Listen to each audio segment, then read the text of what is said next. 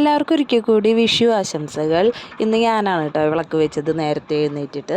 പിന്നെ അമ്പലത്തിൽ പോയി വന്നു. അപ്പോഴേക്കും നമ്മുടെ സദ്യയൊക്കെ തയ്യാറാക്കിയിട്ടുണ്ടായിരുന്നു. ഒരുപാട് വിഭവങ്ങളൊന്നുമില്ല, നമുക്ക് പറ്റാവുന്ന അത്യാവശ്യം കുറച്ച് വിഭവങ്ങൾ മാത്രമേ ഉള്ളൂ കേട്ടോ. അപ്പോൾ എല്ലാം നേരത്തോടു കൂടി സെറ്റായിട്ടുണ്ടായിരുന്നു. ഇനി കഴിക്കുക മാത്രമേ ഉള്ളൂ ജോലി. അപ്പോൾ അതിനായിട്ട് മുന്നേ ഞാൻ ഒന്ന് അടുക്കളയിൽ പോയി നോക്കിയപ്പോൾ അമ്മ 2 കൈ കൊണ്ടാണ് പായസം ഉണ്ടാക്കുന്നത്. ഒരെണ്ണത്തിൽ സേമിയ പായസം, ഒരെണ്ണത്തിൽ അരിപ്പായസം ഉണ്ട്. ഞാൻ വെറുതെ ഇളക്കാൻ വേണ്ടി കൂടി. പിന്നെ ഒന്നും നോക്കിയില്ല, നമ്മൾ നേരെ പറമ്പിലോട്ട് ഇറങ്ങി വാഴയില മുറിക്കാനൊക്കെ ആയിട്ട്.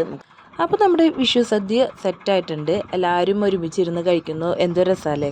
കുറേ നാളിന് ശേഷമാണ് ഇതേപോലെ ഒരുമിച്ചിരുന്ന് കഴിക്കുന്നത്. അതുപോലെ വിഷു ഓണം ഒക്കെ ആകുമ്പോഴാണ് നമ്മൾ ഇതേപോലെ എല്ലാവരും ഒരുമിച്ചിരുന്ന് കഴിക്കാമല്ലേ. എൻ്റെ വീട്ടിൽ അങ്ങനെയാണ് കേട്ടോ. വിഷു ഓണമൊക്കെ വരണം എല്ലാവരും കയ്യിൽ കിട്ടാനായിട്ട്. പിന്നെ ഇന്ന് വേറൊരു സ്പെഷ്യൽ ഡേയും കൂടിയാണ്. എൻ്റെ അനിയൻ്റെ ബർത്ത് ഡേറ്റ് ആണ് ഏപ്രിൽ 14 എന്ന് പറയുന്നത്. അപ്പോൾ അവന് ചെറിയൊരു സർപ്രൈസും കൂടി ഞങ്ങൾ കൊടുത്തു കേട്ടോ. ഒരു ചെറിയൊരു കേക്ക് മുറിക്കലും. നമ്മുടെ കുറച്ച് ഫാമിലി മെമ്പേഴ്സ് ആയിട്ടായിരുന്നു കേട്ടോ സെലിബ്രേഷൻ. വലിയ സെലിബ്രേഷൻ അല്ല, ഒരു കുഞ്ഞ് സെലിബ്രേഷൻ. അതിൽ കുറച്ച് ഗിഫ്റ്റൊക്കെ അവന് കൊടുത്തിട്ടുണ്ടായിരുന്നു. അത് അവന് ശരിക്കും ഇഷ്ടമായി എന്ന് പറഞ്ഞു, ഭയങ്കരമായിട്ട് ഇഷ്ടമായി. പിന്നെ നമ്മളെല്ലാവരും കൂടിയിട്ട് നമ്മുടെ അമ്പലത്തിൽ, ഇവിടെ അടുത്ത അമ്പലമുണ്ട്, അമ്പലത്തിൽ പരിപാടി ഉണ്ട്, അത് കാണാൻ വേണ്ടി പോയതാണ് കേട്ടോ. നല്ല മഴക്കാറുണ്ടായിരുന്നു. അപ്പോൾ മിക്കതും മഴ പെയ്യുന്ന തന്നെ വിചാരിച്ചിട്ടുണ്ടായിരുന്നു. അതുപോലെ തന്നെ സംഭവിക്കുകയും ചെയ്തു. നല്ല അടിപൊളി മഴയായിരുന്നു കേട്ടോ. എല്ലാം കൊള്ളായെന്നാണ് വിചാരിച്ചത്.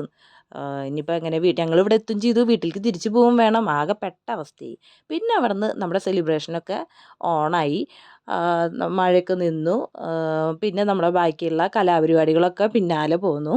ഞങ്ങൾ തിരിച്ചു പോകാമെന്ന് വിചാരിച്ചതായിരുന്നു. പിന്നെ എന്തായാലും ഇതുവരെ വന്നു, മഴയും കണ്ടു. അപ്പോൾ പിന്നെ പരിപാടികളും കണ്ടിട്ട് പോകാമെന്ന് വിചാരിച്ചു. അങ്ങനെ പിന്നെ കുറച്ച് നേരം അതെല്ലാം കണ്ട് തിരിച്ച് വീട്ടിലോട്ട് പോയി ഫുഡൊക്കെ കഴിച്ച് കഴിഞ്ഞ് വീണ്ടും നമ്മുടെ വിഷു ആഘോഷം തുടങ്ങി. ഈ പ്രാവശ്യത്തെ വിഷു ഭയങ്കര സ്പെഷ്യലായിരുന്നു കേട്ടോ. ഒന്ന് അനിയൻ്റെ കല്യാണം കഴിഞ്ഞിട്ടുള്ള ആദ്യത്തെ വിഷു, പിന്നെ അന്ന് അവൻ്റെ ബർത്ത്ഡേ ആയിരുന്നു. അതും ജസ്റ്റ് നമ്മൾ സെലിബ്രേറ്റ് ചെയ്തു. അപ്പോൾ അതൊക്കെ ഒരു ഭയങ്കര സന്തോഷം തന്നെയാണ്. ഒരിക്കലും മറക്കാനാവാത്തൊരു വിഷു തന്നെയാണ് ഇപ്രാവശ്യത്തെ. അപ്പോൾ എല്ലാവർക്കും എൻ്റെ 1000 വിഷു ആശംസകൾ. നമുക്ക് പിന്നെ കാണാം. ടാറ്റാ.